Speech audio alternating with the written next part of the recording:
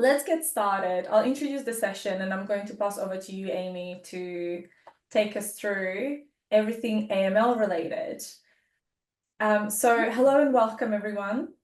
Today, I am very excited to be hosting Amy Bell, who is the founder of AML Sorted Until Compliance. Amy is based in the UK, hence the slight time difference between the two of us, but thank you so much for joining us. Amy is going to talk about how to navigate the forthcoming AML reforms, which are currently in progress, as I'm sure you're all aware.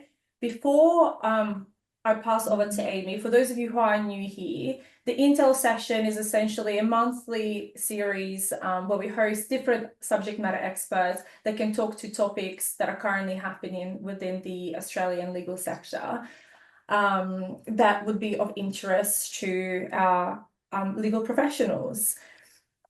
There will be a dedicated Q&A session at the end. Throughout any point in the presentation, if you do have a question for Amy, please use the Q&A button at the bottom of your screens to submit the questions, and I'll make sure that Amy gets around to answering those. We do have a few already collected during the registration process, so if you did submit a question, stay tuned till the end. We'll be answering those. The session is being recorded, and it will be made available on demand in the next day or two. Keep an eye out on an email from Practice of All, which will include the link there. And finally, do enjoy the session. Hopefully it is very informative for you. Now, Amy, I usually like to pass over to the speaker to introduce themselves. I think you'll do it much better justice than I do. So I'll put myself on mute and over to you. Thank you so much. Hello, everybody. Just to give you a bit of background about who I am. I'm a solicitor qualified in England and Wales. I've been a solicitor for 25 years next month, so quite a while. And for the past 19 years, I've specialised in anti-money laundering. I was a practicing solicitor for the first 5 years of my career in personal injury, and then I took a sideways move into the firm, into their training and compliance department. This was about 2 years into the UK having the AML rules for lawyers, so we were still very much learning. So I grew into it, I think, with everybody else. I created probably one of the first centralized client due diligence teams in a law firm, which meant that I was responsible for making sure that we complied with the legislation on every case that we opened in the firm. And about 12 years ago, I took up a volunteering role at the England and Wales Law Society. I'm the second time chair of their task force, which was originally set up for money laundering, but has recently widened to wider economic crime, so including sanctions and fraud. And in that role, I represent solicitors in England and Wales at government, Europe, with the regulators, with law enforcement. So it's not just the kind of practical side of doing client due diligence that I'm experienced with, it's also the politics and the lobbying on legislation and the drafting of guidance. I'm also co-author of the Solicitors and Money Laundering, which is a Law Society publication, 4th edition. And I also am very interested in compliance in a wider sense about how it works and really what stops it working. So in my day job, as well as volunteering at the Law Society, my day job is to run a consultancy of people that help law firms with the rules and the regulations that they follow. About 70% of our work that we do is helping law firms with anti-money laundering, and the team at Teal spend quite a lot of time doing various things, delivering training, drafting policies, auditing. So we see a lot of processes and a lot of ways that firms have tried to make sure they are compliant with the legislation. And so that's me. And when I saw that Australia were moving towards the implementation of the AML regulation requirements for lawyers, accountants, and real estate agents, I popped over to see people, met loads of lovely people, and we're seeing what we can do to help, because I will tell you that after 21 years of having the legislation here, we are still teaching people how to do it. We're still not money laundering, to prevent money laundering. So, you know, there is quite a lot to learn. And so, yeah. And in today's session, what I thought I would do is kind of give you a headline, really, where we are, where we're going, what to expect, and what you might want to start doing, actually, to prepare. Because whilst there will be time for law firms to get themselves into compliance, that time will go very, very quickly. So hopefully I can move my slide, fingers crossed. It will let me do it. It takes a little second to think, but no, wow, okay, that is impressive. I think we're in good hands as far as AML goes. With you. Thank you. Okay, so the basics. Let's just talk you through the what, when, why, and how of where we are. Okay, first of all, basics. What am I talking about? I'm talking about money laundering, but also we talk about terrorist financing. They're not the same thing. They're different phenomena that you might come across. Normally, money laundering is the activity of taking the proceeds of crime and then putting it through fake transactions. They might be for real things, but they're contrived transactions so as to disguise the origin of the money. And the criminals do this a number of times so that the money can't be traced back to them. That's basically what they're doing in the process of money laundering. Terrorist financing is thought to work differently. It is thought that quite a lot of terrorism is funded by states, and so is funded as a result of the embezzlement or the redirection of government funds. Then it goes through the same layering process of transactions, disguise the origin, and then it's given to terrorists. So in terms of the activity that the people are doing, the money launderers and the financing of terrorism, it's very similar in terms of the transactions for the sake of disguising the origin, but they are two separate things. And your obligations will be to prevent money laundering and terrorist financing, and to build a program to do that. We've yet to see where they come in terms of risk for the legal sector. Certainly in the UK, our experience is that the legal sector is much more exposed to money laundering than we are terrorist financing. And that's largely because, if I'm honest, and I'm always honest, terrorism is an urgent thing, generally, to the people who are wanting to do it, whereas transactions through lawyers, they're not the quickest things. So there's probably better ways to add the layers for terrorists than using legal services. So quite often you will find that for legal sector, the focus will be more on money laundering than it would be on terrorist financing. Now, where are we up to? When are we going to have to do this? Well, don't know, is the quick answer. We do have a bill. It is working its way through the houses. There have been some developments on that yesterday, where there were some amendments that were released to the bill. It is expected, though, that the bill will be passed by the Senate this week, and then the second house next week. So there doesn't seem to be anything in the process that is going to halt the bill. And the draft bill has the legal sector being required to demonstrate compliance by the 1st of July. Sorry, that should be 2026, not 4. We'd be a bit late if it was 24, wouldn't we? 2026, sorry. So you've got time. You don't have to be compliant yet. 2026, but that's kind of not that far away, if I'm honest. As I say, it's about, if say this law is passed by the end of the month, that gives you 17, 18, 19 months to get compliant. And what I'm going to talk you through is what you're going to have to do that. So why are we doing it? That might be a question you're wondering. Why now? Why this? Well, so Australia is a signatory signed up to the Financial Action Task Force requirements. So FATF, there's loads of acronyms in AML, so I apologise for them. I'm trying to make sure that I do explain them. The Financial Action Task Force is the global body, the body that sets a global standard. It's a global body. And countries agree to be bound by their recommendations and to implement processes and procedures which will meet the recommendations that FATF set.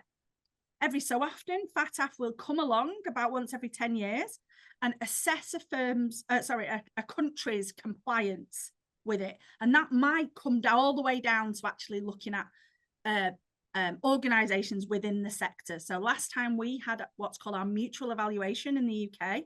The Law Society were interviewed, some large firms were interviewed, some banks were interviewed. So they will look at the country's legislative programme, but they will also look on the ground to see how effective that programme is. Now, last time FATF did a mutual evaluation of Australia, they were quite critical that what we call the tranche 2 entities, the non-financial businesses were not regulated, were not been brought within scope.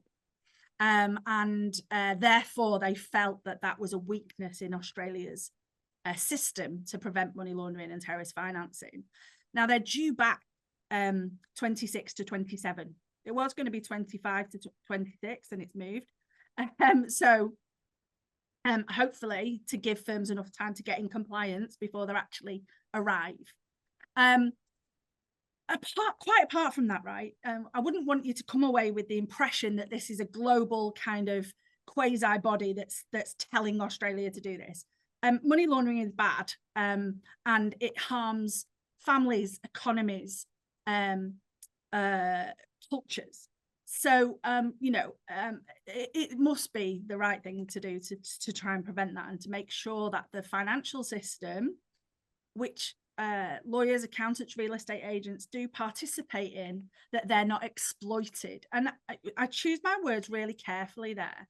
A lot of people can talk about the professions as enablers of money laundering, as if we are, just not paying any attention and that we don't care if people are laundering. I don't think that at all.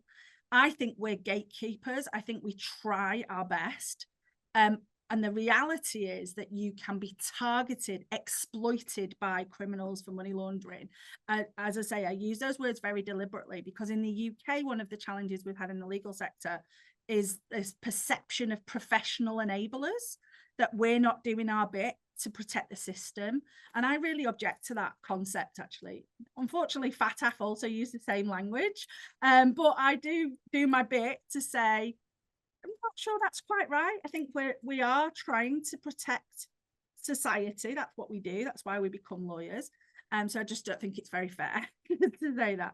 I talk in terms of lawyers, law firms, accountants, real estate agents can be exploited by the criminals, can be targeted, and actually victims of the criminals when we're dragged into money laundering. And one of the reasons I've kind of devoted my career to this is my experience in the UK is when you are targeted by the criminals and law enforcement think you've not done your job properly, that can be a really uncomfortable place to be. I have lots of bad stories for lots of bad things. So I won't take up all the time telling you horror stories, but just suffice to say, the reason that I've committed my career to this and I volunteer at the Law Society about it is because there are serious consequences, up to and including, in the UK anyway, striking off, not being able to practice anymore. And in the UK, we have had solicitors go to prison for breaching the requirements here. So it's pretty important stuff. I don't think it's just FATF coming, so we need to make sure we're in compliance. I think there is a genuine ambition to make sure that we are limiting any damage to the Australian economy and its citizens by money laundering. Okay, how's it going to happen? Okay, I already mentioned there's this bill that will hopefully soon become an act. Now, we already have an act. So this act that's coming is an amendment act. And one of the reasons for that is the current act and rules that go with it are considered to be incredibly complex and complicated and difficult for small businesses like the majority of law firms, accountants, real estate agents, difficult for you to implement given the current complexity. So what's happening here is this amending legislation is not just changing the situation in terms of bringing in other entities into scope, the reporting entities we call them, your professions. Also, it's a big change for the banks as well and gambling, who were already in scope. as they're trying to simplify, they're trying to simplify the requirements. So there is some detail in the Act. I'll tell you about some of it as we're going along, but I think it's useful to think of it like this. The Act sets out the headlines, if you like, of what you will need to do. The rules are going to come and give a lot more detail about the activity that you're expected to do to comply with the Act. And then what's critical, in my experience, is that you have specific guidance for the sector to explain. Now, I'll explain why that is. This Act that already exists wasn't built for lawyers or accountants or real estate agents, built for banks. The language is very much for banks, and that language actually comes down from FATF, Financial Action Task Force. So it's kind of geared towards financial services, and so it needs interpreting in the context of the legal sector, and that's likely to need to be done in guidance rather than legislation, because the guidance, so the Act, the rules are going to have to apply to the whole of the reporting entities, whatever sector you come from, precious metals, gambling, wherever. It'll be the guidance that really directs you to how do you implement this into your day-to-day processes, or what are the risks that legal sector have got to deal with, rather than the risks that, you know, the banks have got to deal with, or even accountants. So the guidance, until we have all of those three parts of the kind of infrastructure, the Act, the rules, and the guidance, very difficult to say exactly what you're going to have to do. But I'll be back. I'll be back later on when we've got some more information on that, and I'll keep you updated. But what we do know is, because this comes down from global standards, we can guess pretty accurately, I think, what's likely to be involved. And so that's what I want to talk to you about what might be in your firm's AML, anti-money laundering, CTF, counter-terrorism financing program that you're going to need to get. Now, I think the first question, and this was a question that we had in advance, wasn't it, about, you know, what work will be in scope and what work will be out scope. So not all of the work that a solicitor or a law firm does will be within scope of the Act, the rules, the guidance. The anti-money laundering programs should do what it says on the tin. They are designed to discourage money laundering, to prevent money laundering. And not all of the work that a lawyer does is prone to money laundering, is exposed to money laundering. A useful way to look at it is this.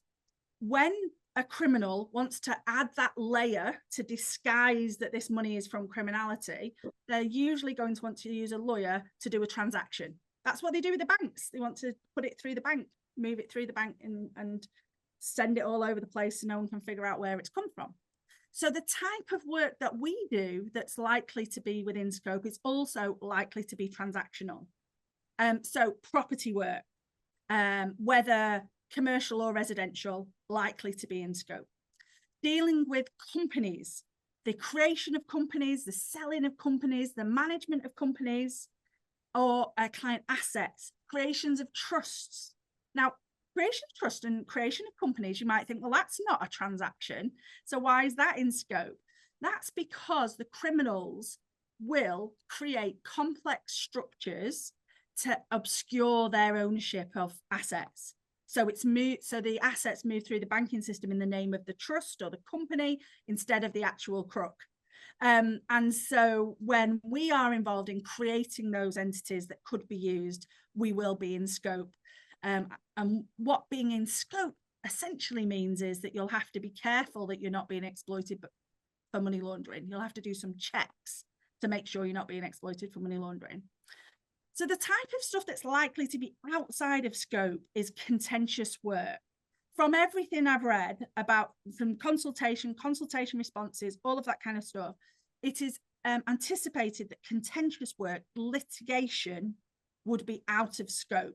So personal injury, clinical negligence, contentious, we call it contentious probate here after somebody's died and you're all arguing about the estate, contentious construction, commercial litigation, debt recovery, these things may be out of scope of the regulations. But what is true is that if you do just one case a year that falls within scope, you will need to build a full program. There isn't a kind of de minimis for occasionally we do it. So we'll just have a few policies. One instruction that's in scope will mean that your firm has to be compliant, has to have the whole program. Some people have asked me whether I think, and one concern that has been raised is whether we think there'll be people saying, I am out then, I am not doing property work, if that's the case.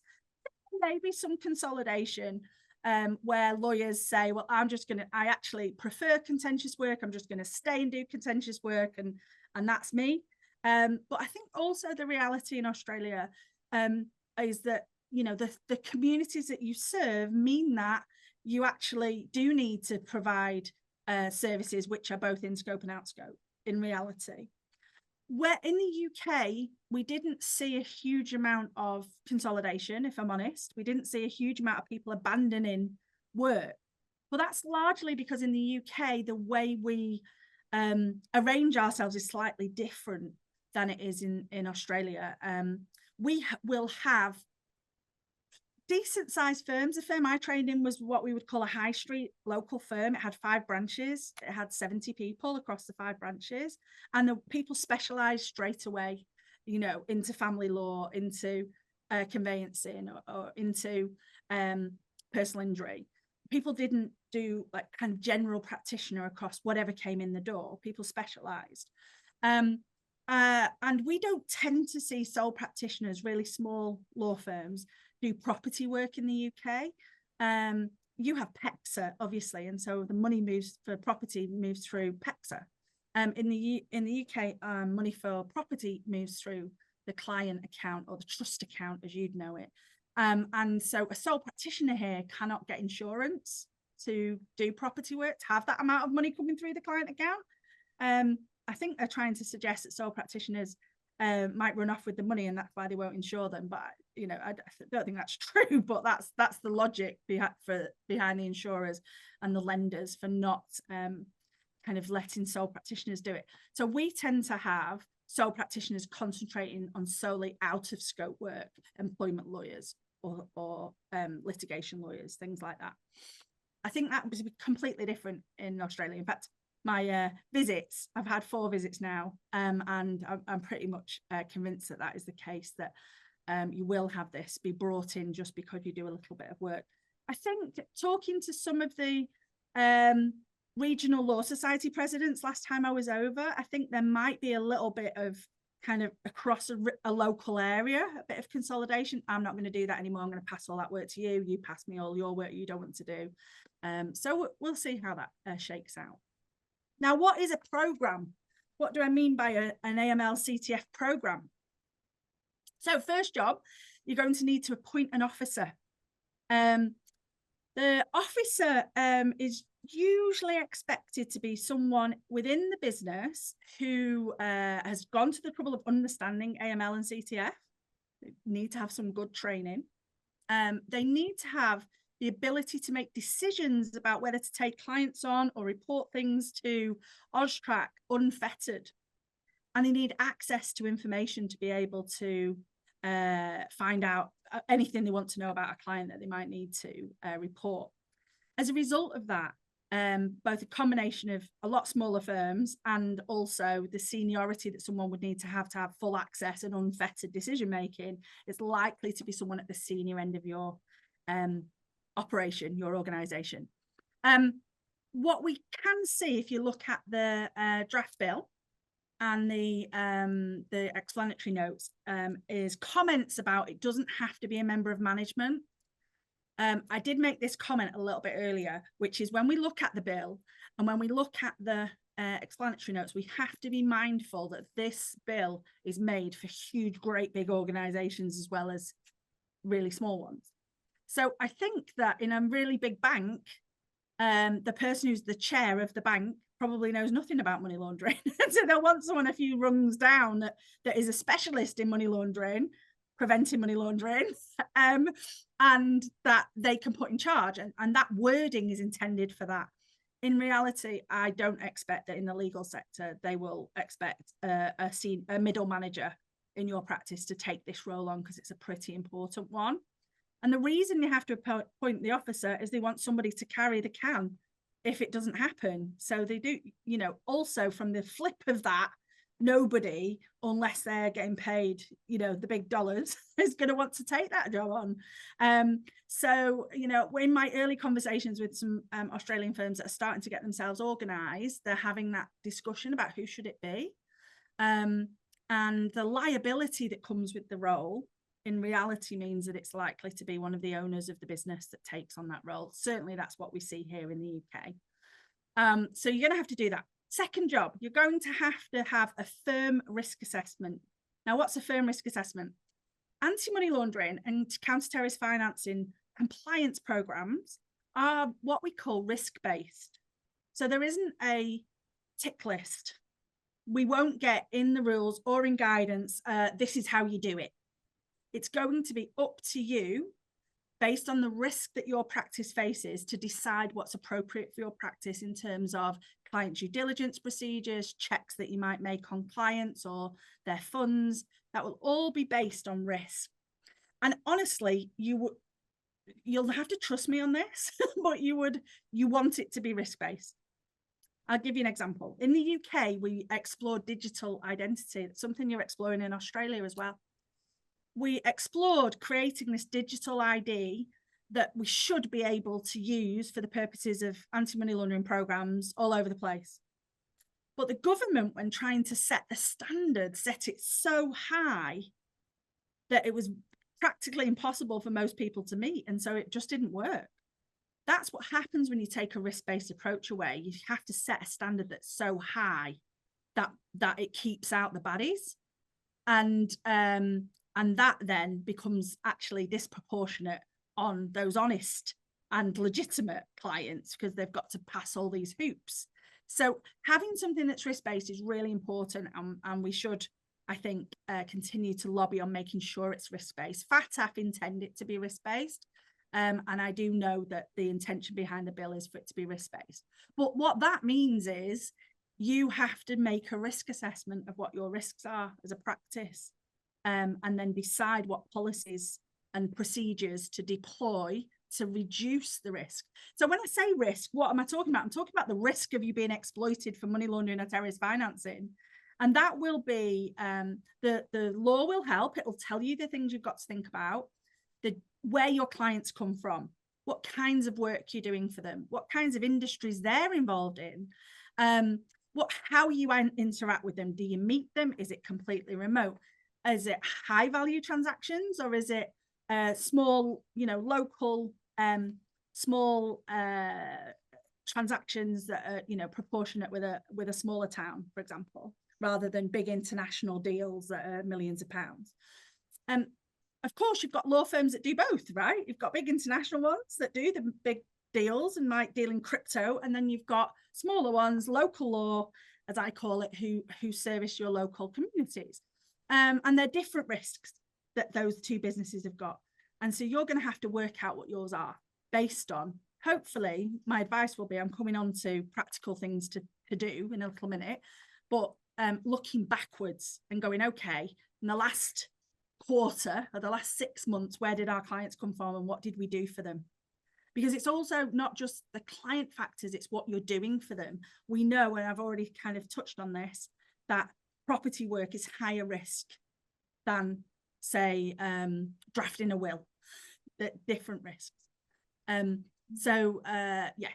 risk assessments, the first job. In the UK, we didn't have to do this at the beginning. It didn't come in till 2017, and we did have a real time of it that everybody had already put their program in place before they did a risk assessment. So they kind of tried to reverse engineer them in and didn't do a great job, if I'm honest. We didn't have great support. There weren't templates published by the regulator or anything to help. It was kind of all a bit rushed in.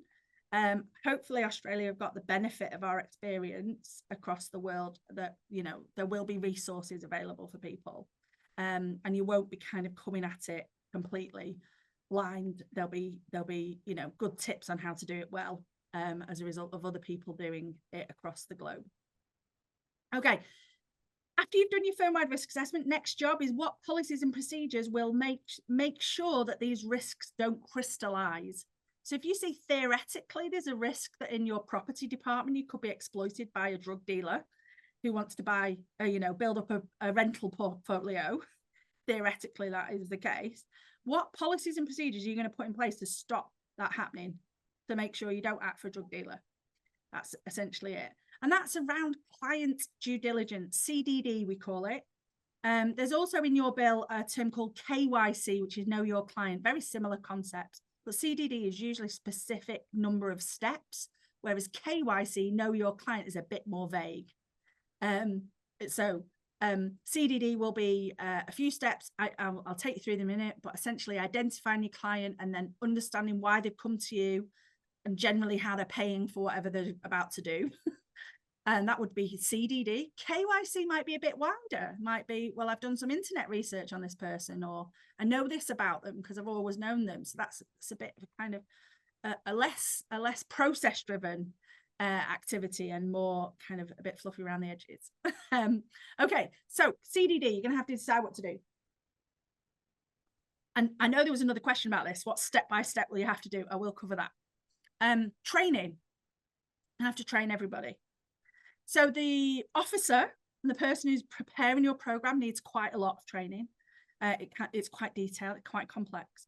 I'll be honest, I was obviously already a practicing solicitor. I knew my way around legislation when I moved into AML. It took me quite a while to be able to feel that I could, get there. Whatever question anyone asked me, I would know it straight away. So if it takes you a while, don't feel bad. It is complex. It is, the bill is 180 pages long. Here it is, printed 2 to a page. It's massive. So, it does take a bit of time. But everybody else in your practice, including any support staff you have, anyone who's dealing with your trust account for you, they will all need training. And what they'll need training about is the processes you implement, but also the red flags, what they're supposed to be looking out for. You'll have to keep records. You'll have to think about, how do we produce these records? Should either AUSTRAC or law enforcement want to see some records about what we've done, about the client due diligence, or about decisions we've made about cases. And one of, I suppose, the most controversial bits of extending the regime to lawyers is suspicious matter reporting. We call it suspicious activity reporting here. It's this notion of being compelled to report to law enforcement concerns you have that a client might be a money launderer. And this has caused quite a lot of discussion in Australia. Still does. With my Law Society hat on, we're just considering a request from the Law Council to say what our experience is of being able to navigate safely around privilege. Because it does stick a bit in, hang on a minute, I became a solicitor and I assumed that, or I didn't even assume, actually. I was told very, very clearly whatever my clients told me I had to keep confidential and I had to maintain their privilege. I was told that really clearly, and I believed that, and I believe in it. And yet this legislation is coming along and saying, but if you think they're a money launderer, you'll need to tell the police about it. That jars, it really does jar. And if you're having that response to it, it's completely normal. It's completely normal. I think one way that I suppose what's the word I'm after? Just kind of come to terms with, I suppose, is that what we're really talking about is people we think are trying to exploit us and trying to use us to launder money. That kind of puts a different complexion on it. These are people who are trying to exploit our services and trying to bring us into money laundering. What happens when you kind of come to terms with that is you do feel a little bit less sympathy. That's not to say we don't respect privilege. We absolutely do. And the regime attempts to, and I say attempts because I do think that perhaps the Law Council's still not happy with where it's landed, judging by some of the things that I've seen written and the evidence that was given to the committee, the Senate committee about it. I think they're still a little bit concerned, but the regime in theory says you have to tell us information, but you don't have to tell us anything that's privileged. You'll have to fill in a form to say, there are things I haven't told you because it's privileged. And ultimately, potentially a court will be an arbiter of whether something is privileged or not. That's certainly how it works here. And so they are attempting to preserve privilege where it should be preserved. An interesting conversation I have quite a lot when people ask me about this is, how do you deal with it in the UK? That's what everyone wants to know. And we have a slightly different process here.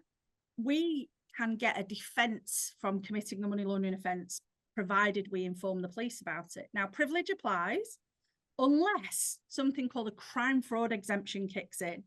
Crime fraud exemption basically says if you think that you are being exploited for money laundering, then the client loses their right to privilege if they're really trying to involve you in money laundering and you think they are. Now, you need quite a lot to go on to get to that on one level. But given that the whole circumstances of reporting came about because you suspect that they're money laundering, you know, you could reach the crime fraud exemption quite easily. It's not an easy thing to navigate. We're 21 years in. If a client rings me and asks me about it, I will absolutely direct them for legal advice to a specialist who will help them work through the privilege. I wouldn't expect you in any time soon to be able to work these things out because it is a delicate area, it's a complex area, and we are still, you know, as I say, I send people to barristers fairly regularly to make sure that they have made the right call, because also some information might be privileged, some information might not. And so to decipher what's either in your file or the information you need to provide to AUSTRAC, which is privileged and not, can be a bit technical. And so you may want to get advice about that. So there we go. So the kind of main parts of your program are going to be appoint an officer. You're going to have to carry out a firm-wide risk assessment. You're going to have to create policies and procedures. You're going to have to figure out how to do suspicious circumstances reporting, what support you might need, which barrister you're going to ring, you know, or which other law firm you're going to ring, get them on, you know, get the number ready, because these things, you've only got very short periods of time to deal with them if you have to report them. The legal sector is likely to get a bit longer than everybody else, about 5 days to consider reporting. And that's to enable you to get advice about privilege. Otherwise it's 48 hours, you see. You need to think about those things. One thing I haven't put on there on the program, and that's only because it's years off yet, is it will need to be audited periodically by an independent audit. But that's we'll worry about that in kind of 29. It's a bit later on. Okay, what is the impact going to be on your day-to-day? So I've talked about, you know, creating a program. What's it going to look and feel like on a day-to-day? You will have to have a little think about the risk of the actual instruction you've got, not just the firm as a whole, but apply all of the red flags you're going to hear about of how, you know, money launderers operate, apply that to a particular instruction. It's still not clear to me until I see the rules and the guidance, the extent of the record keeping of that activity. We now in the UK are expected to keep a written record of our risk assessment. But that was only brought in 2017. So we'll see where they are with yours, whether you have to have a written document called a client matter risk assessment or not. And that, I think that will come down in either the rules or the guidance. It's not specific in the bill. Normally, when you are making a risk assessment, that risk assessment will lead you to do a level of client due diligence. And here's the way to look at it. The higher the risk of money laundering, then the more due diligence you're going to do, or terrorist financing. Okay. So, but I don't know, selling off a former government building for a government body is not likely to be money laundering. And so you probably will be able to do simplified due diligence on that client, the lowest level of due diligence. Okay. Advising a company on creating a new subsidiary in a different state to be able to do the same thing they've been doing for 50 years in your state, probably standard due diligence. It's probably not part of some great big corporate complex structure for the purposes of money laundering. It's got an established business with a sensible reason for wanting to do what they're going to do. Probably standard due diligence. Okay. Somebody you've never met before, wanting to buy a property at £100,000 over the asking price that they're self-funding without any lending, and it's all in offshore bank accounts. High risk for money laundering. That's what baddies do. They hide the money offshore, they buy assets with cash, they want things to happen really quickly. So hopefully you're getting a picture of what I'm saying. You're going to adapt the amount of due diligence you're going to do based on the risks of the particular instruction that you've got. You'll have to obtain client due diligence. That falls into two parts. So once you've decided the risk, you're going to decide which level of due diligence you're going to do, and then you're going to go off and do it. So due diligence usually falls into two main bits of work. Well, three really. Two at the beginning, one ongoing. First one, identify your client. So you have to know who you're acting for. And the language talks about verifying the identity of your client. What we really mean here is, who are they? Do they exist? And which door do I knock on to find them? That's really what we're after here, because that's what law enforcement want to do. They want to be able to track these people down if they need to. So it's useful to think of the identification and verification step of, who is this client and where can I find them? And that works for a non-natural person. So obviously with an individual, you might prove that by reference to their passport and a utility bill or something that ties them to a particular property. With a corporate, you're going to want to know the registered office. You're going to want to prove it exists.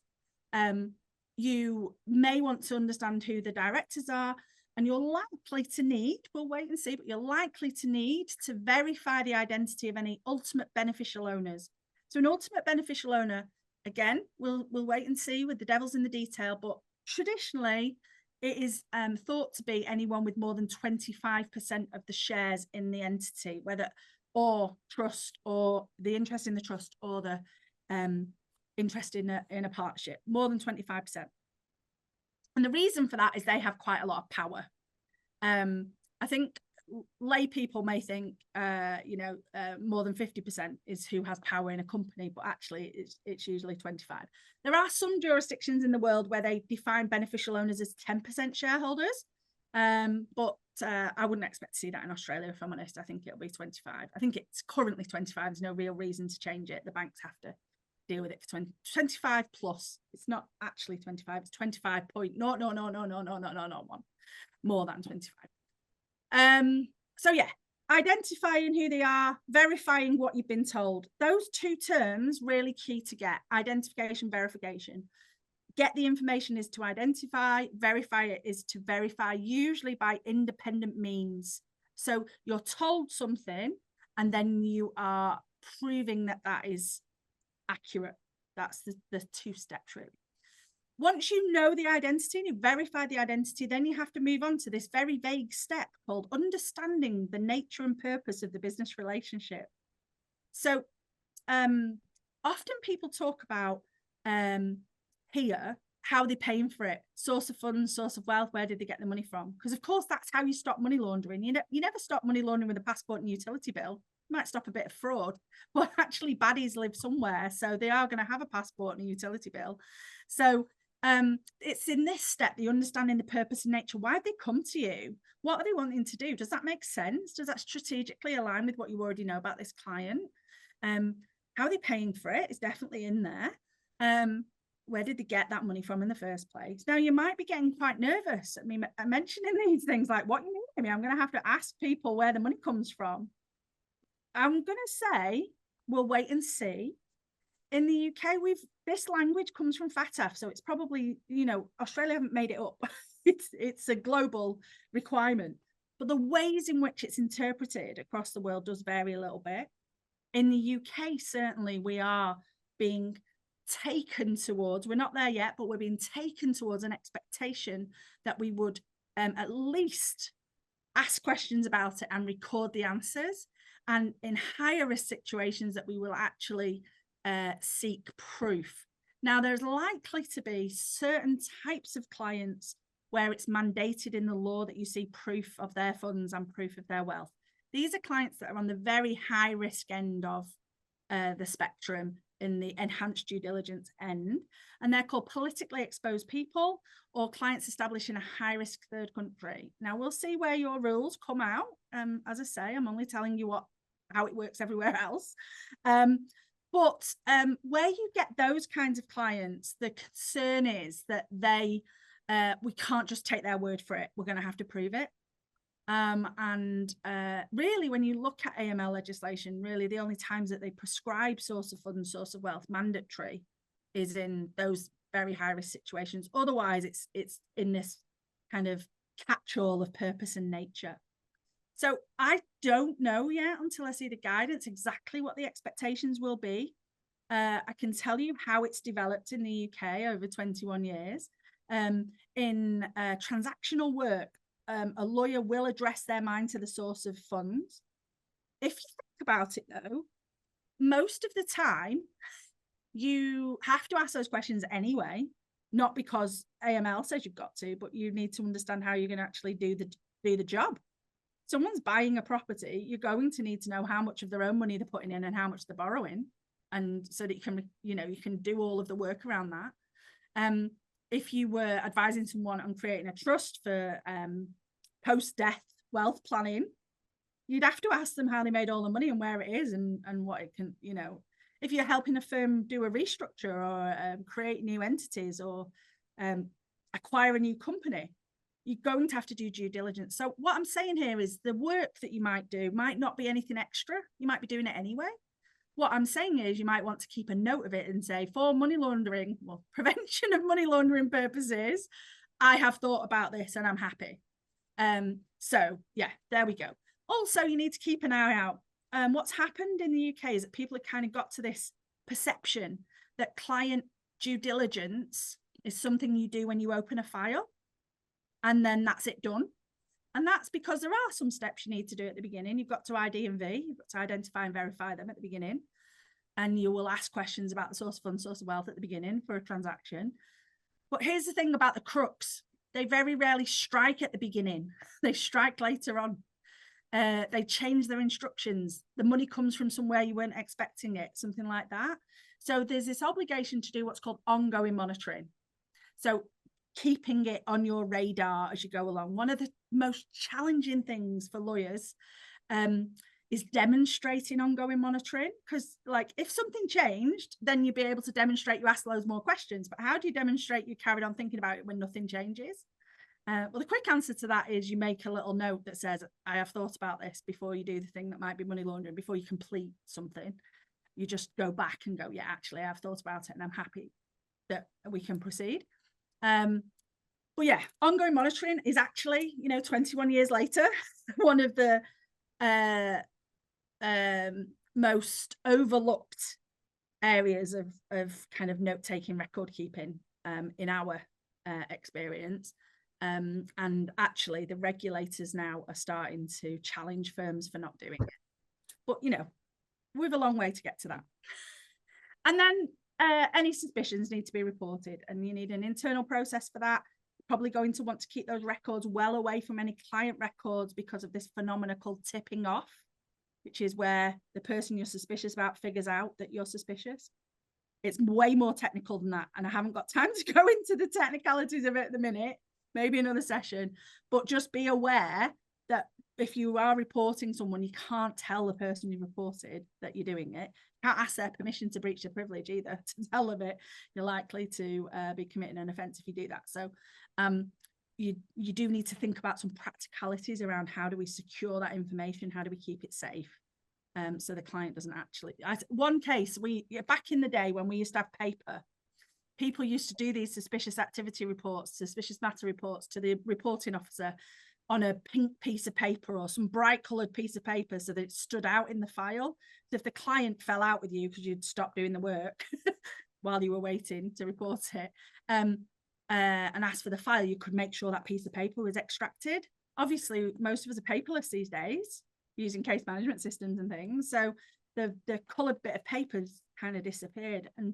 And there was a case recently, well, not recently, a few years ago actually, where the organisation that deals with complaints against solicitors in the UK is called the Legal Ombudsman. And the Legal Ombudsman was investigating a complaint of a client who said, this firm's ignoring me, they're not coming back to me. And our process, as I said, works a little bit differently than yours. We have to wait for the police to come back and say that we can carry on acting after we've done a report. You guys don't have to wait for that. But this firm were waiting to hear from the police. And so when the legal ombudsman rang up the firm and said, why are you not speaking to this client? The firm said, well, of course, we've made a report and we're not allowed to speak to him or do anything until we've heard from the police. And so the person at the legal ombudsman went, yeah, that's fine, understood, no problem, sure it'll sort itself out, made a note on their system.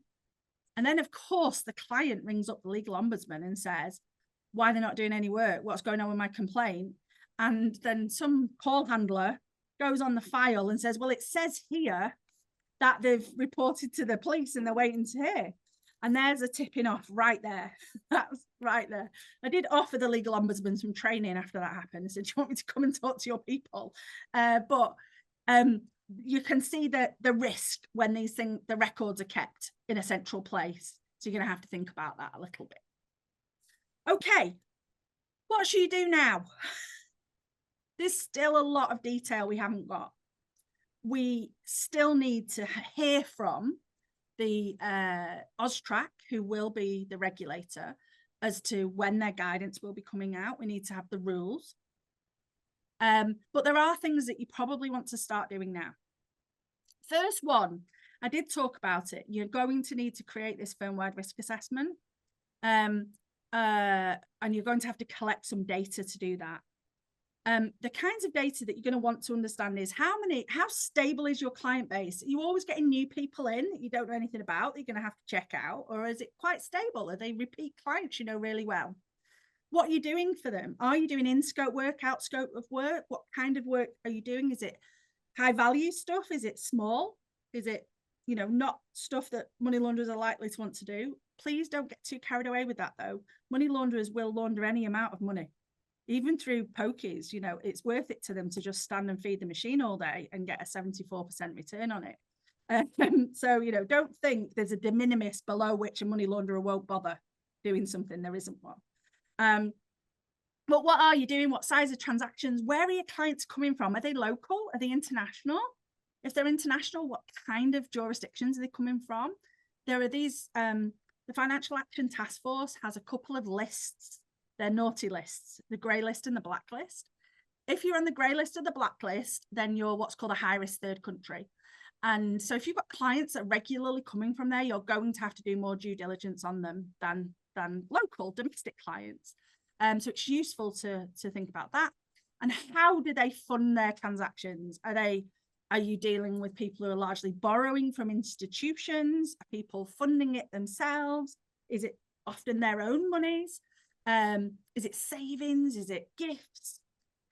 Just having a bit of reflection on these things will start to surface the risks that you're facing, and therefore you can start to think about solutions that you might want to have. There are some, for example, electronic solutions that can help you with the identification and verification of clients. There are solutions we have in the UK. I'm hearing that they are in Australia, where we can do source of funds, source of wealth checks, where the client essentially logs into an app, and then that takes them into their bank, and then we can get data out of the bank direct from the bank rather than through the person. So once you understand the kind of transactions, where your clients are coming from, that kind of thing, you can start to think about what solutions might be able to help you. The intention by the AML isn't that you have to buy a solution. You know, they don't just put these rules in and then you have to buy some software to comply. There's an absolute manual way to do it. It's just whether it's going to save you time. And that is one of the conversations when, as I say, I'm helping a couple of firms at the moment in Australia start to prepare for this. And one of the big conversations has got to be around, you know, how many repeat clients have you got coming back to you? Because, and how often are you going to rescreen them? How often are you going to repeat your client due diligence on them? Because that's a massive difference to resource. So collecting that information as soon as possible. At AML Sorted, we do have a tool for that, which is just a little bit of software. You just log in, and every time you open a file, you just answer 5 questions, and over a few months, it gives you that data. It's free. And so Practice Evolve will let you know how to get in contact with me if you're interested in it. But certainly, you know, it's just a few questions on the slides if you want to collect it on a spreadsheet. Nominate someone to take the lead on this. Do it now. Do it it now because there's a lot to learn. There's some guidance. The Law Council have already put some guidance out about what's coming a few months ago. It's useful. It's got a load of case studies as well, which will really help it come alive for you. So nominate someone and set them off learning about it, because there is going to be a lot to learn. And keep up to date about what's coming. As I say, 1st of July 2026 is expected to be go live. But as I said at the very beginning, that is going to come around so quickly. And if you are looking for help, just a word of caution, and this isn't from me actually, this is from colleagues in New Zealand. You may be aware New Zealand went through this journey about 6 years ago.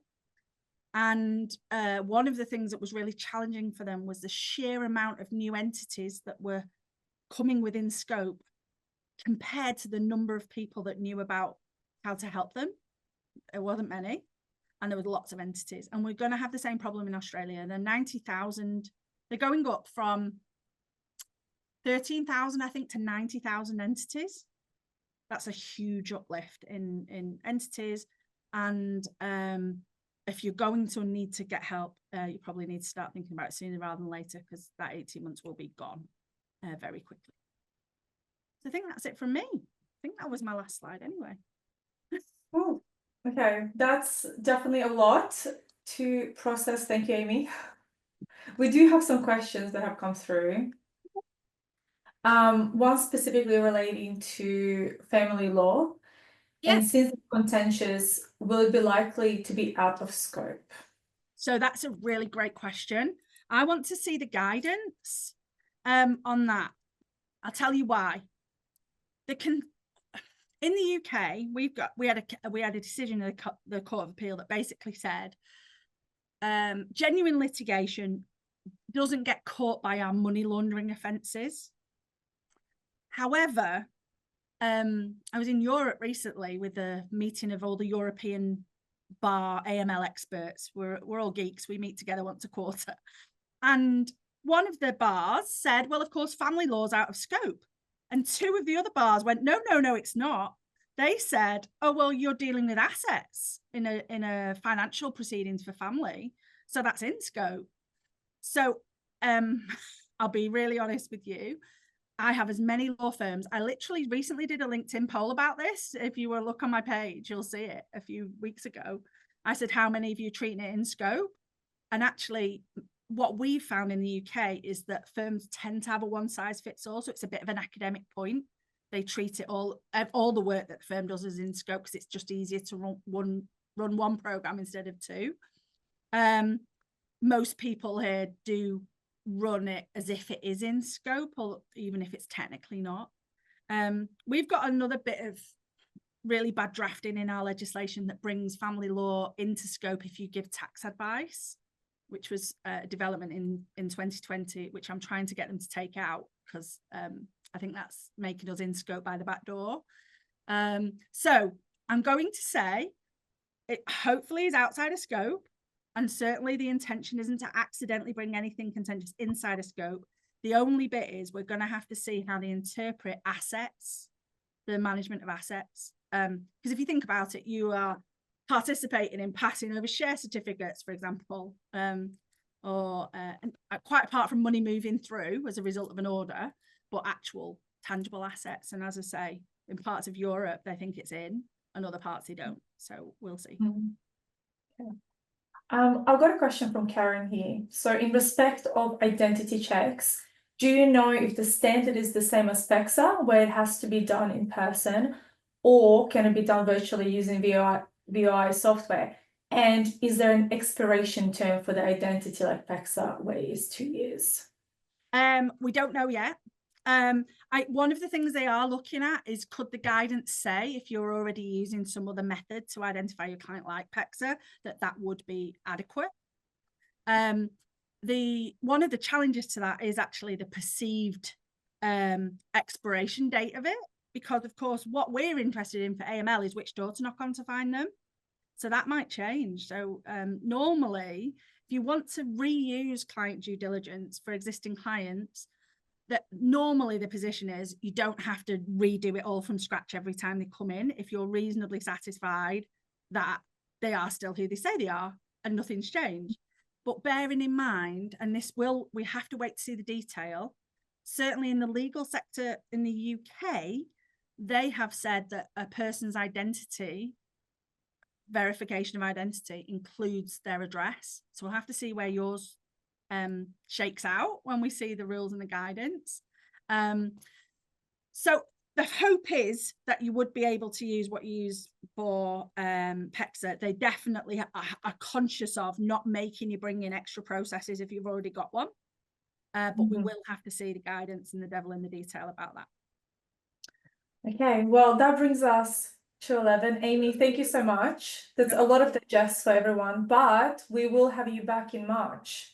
So that should give everyone a few months to kind of process the changes to the bill and see what impact that might have on their operations. And then when we have you back, we can talk in a lot more detail about what that means for Australian law firms. Amazing. I'm looking forward to it already. And we'll be on the same time zone then as well, which will be good. That's right. Same time zone. It'll be a lot easier. Everyone, thank you so much for joining us. I will send out the recording to this session in the next couple of days, so keep an eye out for that. And I will include Amy's details as well, just in case you do have any questions. In the meantime, I definitely encourage you to reach out to her directly via LinkedIn or her website. And I'm sure she'll be more than happy to help. I will be, definitely. Good luck, everybody. Thank you so much. Chat soon. Thank you.